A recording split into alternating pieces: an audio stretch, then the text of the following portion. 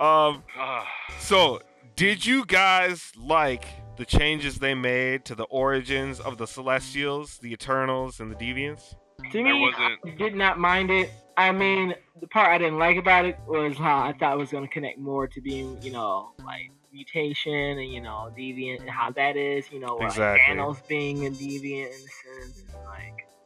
But it also helped to draw a sense like that's why they didn't interfere with Thanos, although Thanos in the comic, universe he's a deviant.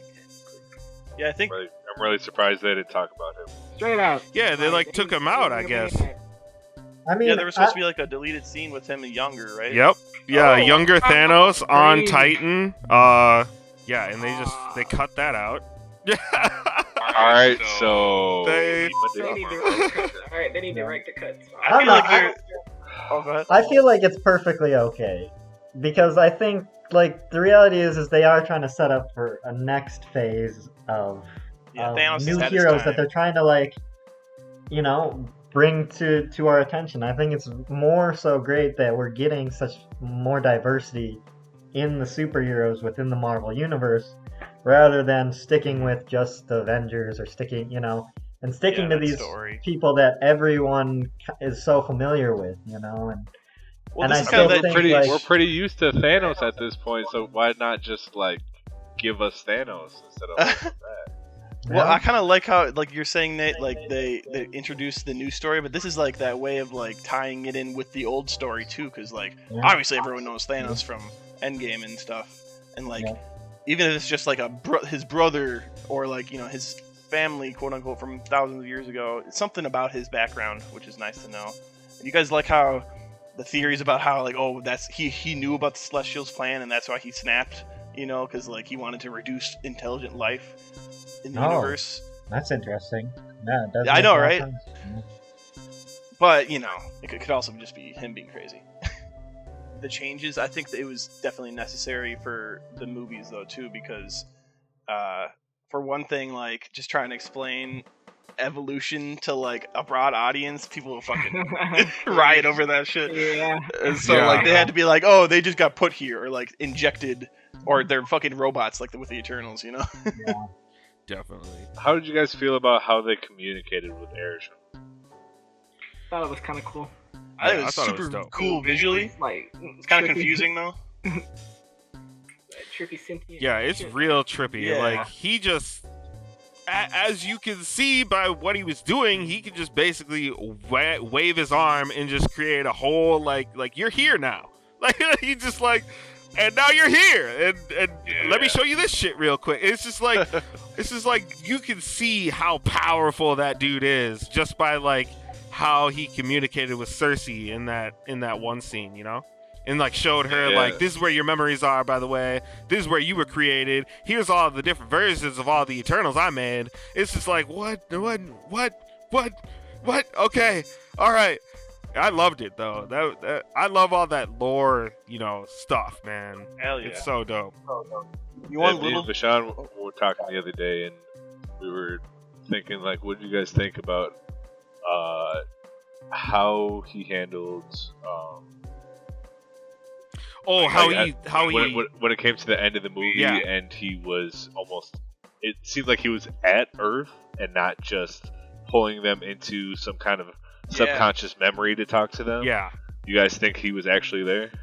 Dude, yeah, I was just about to say actually, like, I think it was a cool little detail. I think he was there, and I think how we know that is that when it showed them getting pulled all the way out, it showed them getting pulled like past like asteroids and like satellites and stuff. So I think he Yep. was just like just outside like the gravitational pull, or like he wouldn't like fuck up satellites, and Right, that he's just so incredibly huge that like you could see him from Earth, obviously, anyways. But I think he's there. I think he was just he could have destroyed that shit in one little poke of the finger. Did you guys notice if any of the people around like saw him, or did Dane see him? I can't even remember. I if, think so. like if they Oh, saw yeah, I him. think everybody saw him. Okay. Because they were acting like they didn't see anything when they went back to Dane, just chilling.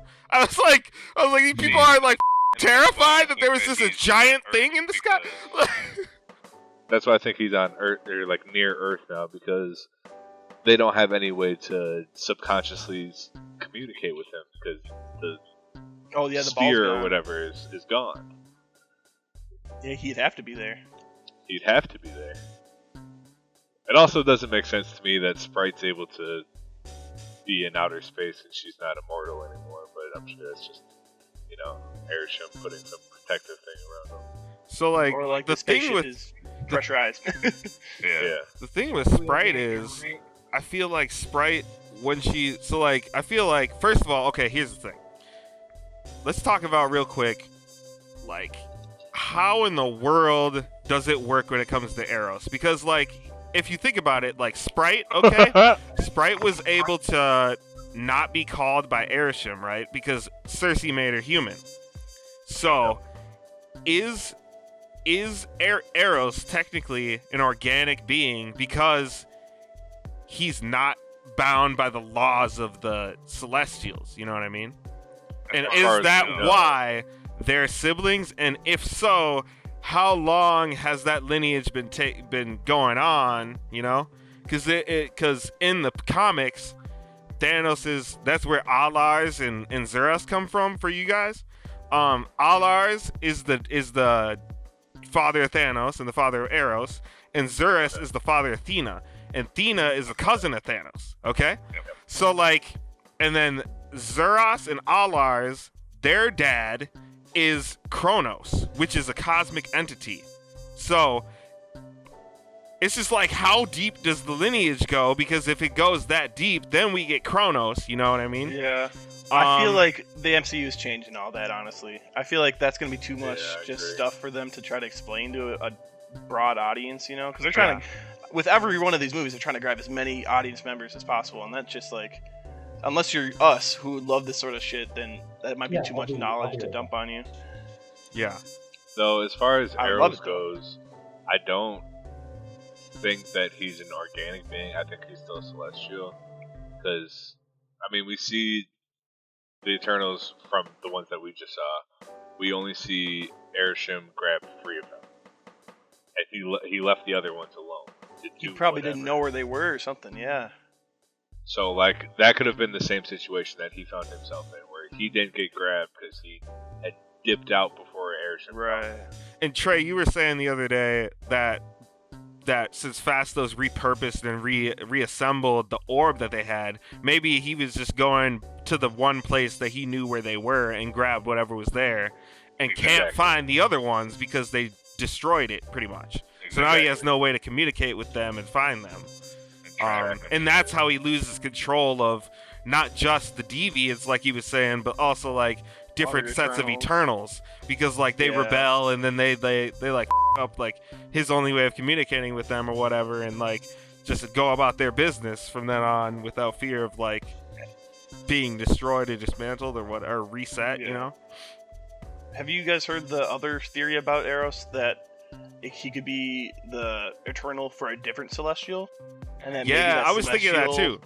Yeah, maybe that Yeah, Celestial is like a good Celestial, quote unquote, or like has different objectives than Airsham. Or I wonder if, So, like, since Arisham's technically the judge, he has the highest title, so he sits the highest on the totem pole, but Oh, there's yeah, still yeah. other Celestials under him doing their roles, like Jemiah the Analyzer, Nezar the Calculator, you know, like still doing their Saw the roles, Searcher. but, like, he's the one that, like, communicates with all the Eternals because he made them, and I don't know, whatever. Like, If I'm making a pretty far out there prediction for the Eternals, like what's going on in the future, I think We gonna do end it up all the seeing- time. Exactly. I think that this is leading towards like a celestial war. I think we're gonna see like 2 Celestials fight in the future. That's like my that would be my amazing. thing I want to see, at least. You know, like some badass galactic or at least, like, a scale fight. flashback to Oh, it. yeah. I, 'Cause we I know Oh that yeah, happened. that too. It's gonna be. I think somebody out of the MCU, possibly Star Lord or Arrows I was gonna or say, if you think Adam of Warlock, they're going to absorb a celestial power, and it's going to become a fight between them and Ego. Oh, you think Ego's gonna come back? Absolutely. We haven't seen any signs, but you know how that goes. Don't really need that. only sign we've gotten is what if, Oh right. and then since the original time we saw him, we we've seen the planet Ego as well, like before it was destroyed and before he took on an organic form. And then we saw him in What If too, and I just feel like for them to not partake in Star-Lord's power and kind of just overshadow that with romantic interests and comedy with Drax and Groot and shit like that is very demeaning to Guardians of the Galaxy in general.